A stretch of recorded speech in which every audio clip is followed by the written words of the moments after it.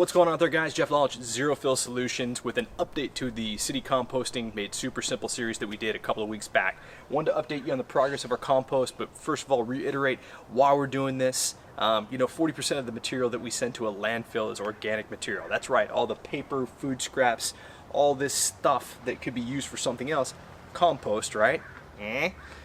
Is going to a landfill, which is horrible, creates methane gas and all that other stuff. Just a horrible waste of resources. So I want to show people that are in the city, rural areas, that you can do this just like we did when we were on the farm growing up, but in a very simple setting. So I have a tumbler here, and we're going to go over a couple of different things here.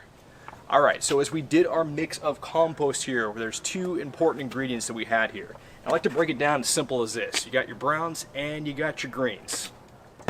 Alright, so we'll start with our browns or our carbon material. Alright, so this stuff is going to be like your coffee grounds, for example.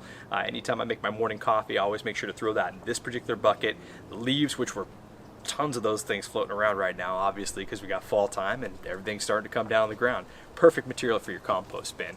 You also got your paper, right? So eggshell cartons, we like to throw in there from time to time, especially if the egg gets on there, can't be recycled. Toss them in the compost bin. Or even shredded paper, which the recyclers won't take, but it's actually great for your compost bin because it just really soaks up all that wet material, which we'll talk about in just a second.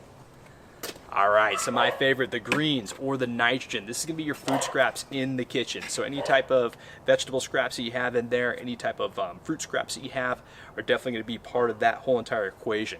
Any grass clippings, especially if they're wet, nice to go ahead and throw in there. So for the most part, your browns are going to be pretty dry. They're going to equal out. You want about a 2-to-1 combination of the browns, right? You want to have more of the browns than you do of the greens, the nitrogen material in there. It's going to make for that nice little fluffy, aerated compost, that black gold that you really want, which we'll talk about in just a second.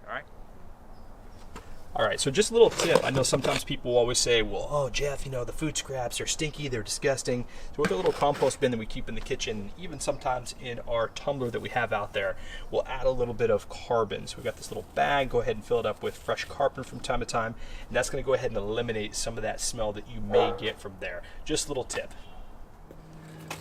Alright, so digging in here into our tumbler, and we got some good stuff. Got a nice little firm pile. This stuff is going to weigh down a lot. As you can see from the compartment, we'll give you a close-up in just a bit. This stuff will shrink down to about half of its current capacity. Alright, so we can see the close-up here. As you can tell, we've got a little bit of mixture of everything in there. We've got our carbons, got our browns, and we've got our greens definitely in the house there. So those things are churning and burning there. About time to go ahead and switch out the good compost we have there. Man, it's dark in that bin. Scary too. There's a little bit of a better picture of what we finished with that finished product. So swap the good stuff out, start working on this side, and then obviously that'll be our fresh bin right there. So super stoked and ready to go ahead and amend that soil. Thank you guys so much for watching. If you have any comments, go ahead and put those in the comment section. Like, share. We'd love to hear what you guys have to say about it. Anyways, Jeff Lalich, Zero Waste Guru, saying make it a zero waste day. Have a good one.